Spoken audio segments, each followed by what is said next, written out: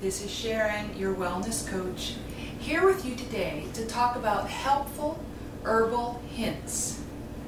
Knowing how to use herbs and spices in cooking can make the difference between a dish tasting blah or really yummy and really great, making people want seconds. So don't be timid with using herbs. Learn to experiment with which ones taste good to you. Now, there are fresh herbs and there are dried herbs, and I'm just going to talk about the dried herbs today. And even though they're dried, they still need to be fresh. If you have a bottle of oregano in your cupboard that you brought with you from your last move 10 years ago, the best place for that is in the trash. So you want your dried herbs even to be fresh. If they were green when they're fresh, naturally they should be still green. So I'm going to show you the common herbs that I use, and I thought I would do it by categories of the dishes that I use them in. So let's take salad dressings. I make most all of our own salad dressings, and Jerry's favorite is a white creamy dressing. So if I use sour cream or vegetables or even yogurt, there's certain herbs that I always grab when I'm making a salad dressing. So first thing would be parsley. I keep lots of dried parsley and fresh parsley on hand. But again, notice how green it is. Parsley, it's just a great thing to have on hand, and I actually keep this in the freezer so it stays fresh. I might put some chives in it.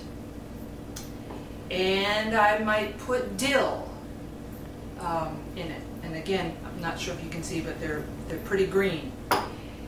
And I might put some paprika in it. Or even, paprika, or even cayenne. If you followed any of my recipes, you know that I use a lot of cayenne. It just adds some zip and flavor. You've also probably seen me mention herbamare a lot in recipes. Herbamare is sea salt with dried herbs in it, so it's more than just adding salt. It's actually giving flavor to recipes. I might put some celery seed in it. So that would be salad dressings. Now, let's say I'm going to make a Mexican dish. For Mexican, I would use ground cumin and ground coriander. Of course, I would use chili powder, and again, maybe cayenne. So those are kind of your Mexican spices. Of course, garlic. Garlic's a universal one. Garlic and onion powder. I would use those in a salad dressing. I would use those in a Mexican dish. If we're going to do Italian, this is basil, and I keep a lot of these. I keep more in the freezer and just have small quantities in the cupboard. So basil, oregano. Some people love oregano. I use a light hand on oregano. I'm more fond of basil than I am oregano.